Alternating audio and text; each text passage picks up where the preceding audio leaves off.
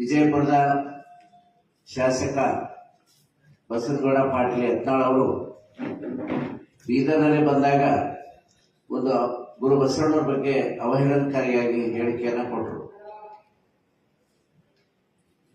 ಅವರು ವಕ್ಫಿನ ಒಂದು ವಿರುದ್ಧ ಹೋರಾಟ ಮಾಡಲಿಕ್ಕಾಗಿ ಬಂದು ನಮ್ಮ ಭೂಮಿ ನಮ್ಮ ಹಕ್ಕು ಅನ್ನುವಂಥ ಟೈಟಲ್ ಇಟ್ಕೊಂಡು ಬಂದು ವಿಷಾಂತರ ಮಾಡಿ ಅಲ್ಲಿ ನಮ್ಮ ಧರ್ಮಗುರುವಿಗೆ ಕರ್ನಾಟಕದ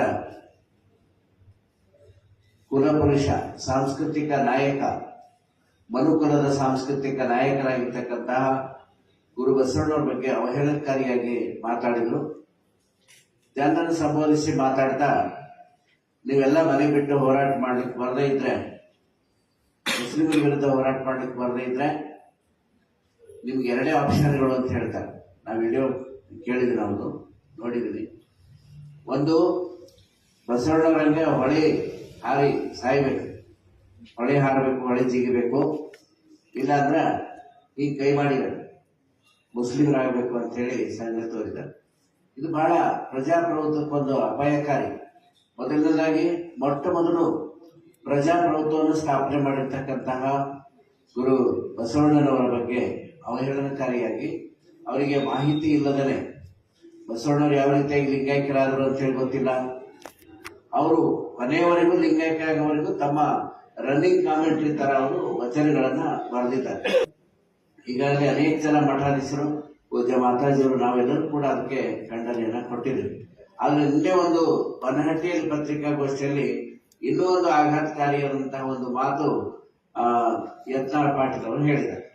ನಾನು ಯಾವುದಕ್ಕೂ ಹೆದರವಲ್ಲ, ಜಗ್ಗವಲ್ಲ, ಬಗ್ಗವಲ್ಲ, ನಾನು ವಿಷಾದ ವ್ಯಕ್ತಪಡಿಸುವ ಪ್ರಶ್ನೆನೇ ಇಲ್ಲ, ನಾನು ಕ್ಷಮೆನೂ ಕೇಳಲ್ಲ ಅಂತ ಹೇಳಿದರು. ಇನ್ನೂ ಒಂದು ಅನಾಹುತ ಹೇಳಿಕೆ ಏನಂದ್ರೆ, ನಾನೇ ಬಸವಣ್ಣದ್ದೀನಿ ಅಂತ ಹೇಳ್ಯಾರ. ನಾನೇ ಬಸವಣ್ಣಿದ್ದ ನಾನು ಯಾಕೆ ಕ್ಷಮೆ ಕೇಳಬೇಕು ಅಂತ ಹೇಳ್ತಾರೆ. ಇವ್ರ ಅವ್ವಪ್ಪ ಬರೀ ಬಸವಣ್ಣ ಹೆಸರು ಇಟ್ಟಿದ್ದಕ್ಕಾಗಿ ಬಸವನಗೌಡ ಅಂತ ಹೆಸರು ಇಟ್ಟಿದ್ದಕ್ಕ ಬಸವಣ್ಣ ಆಗ್ಲಿಕ್ಕೆ ಬರಲ್ಲ. ದೇವರಾಗಬಹುದು ಆದ್ರೆ ಬಸವಣ್ಣನಾಗಲು ಬಾರದು ಅಂತ ಹೇಳಿ ಶರಣ ಹೇಳ್ತಾರೆ. ನಾನೇ ಬಸವಣ್ಣ ಇದ್ದೀನಿ ಅಂತ ಅನ್ನುವಂತ ಒಂದು ಅಧಿಕಾರದ ಪಿತ್ತ, ಹಣದ ಒಂದು ಮದ, ಅಧಿಕಾರದ ಮದ, ಆ ಪಿತ್ತ ಇವರಿಗೆ ನತ್ತಿಗೇರಿದೆ. ಅದಕ್ಕಾಗಿ ಈ ರೀತಿ ಅವರು ವಿನಾಶಕಾಲ ವಿಪರೀತ ಬುದ್ಧಿ ಅನ್ನಂಗ ಈ ವಿನಾಶ ಕಾಲ ಅವರಿಗೆ ಸಮೀಪದಂತೆ ಕಾಣಿಸ್ತದೆ.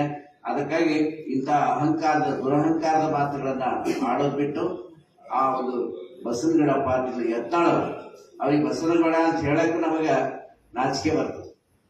ಅದಕ್ಕಾಗಿ ನಾವು ಆ ಯತ್ನಾಳ್ ಪಾಟೀಲ್, ಯತ್ನಾಳ್ ಗೌಡ ಕ್ಷಮೆ ಕೇಳಬೇಕು ಅಂತ ಹೇಳಿ ನಾವು ಆಗ್ರಹಿಸ್ತಾ ಇದ್ದೀವಿ.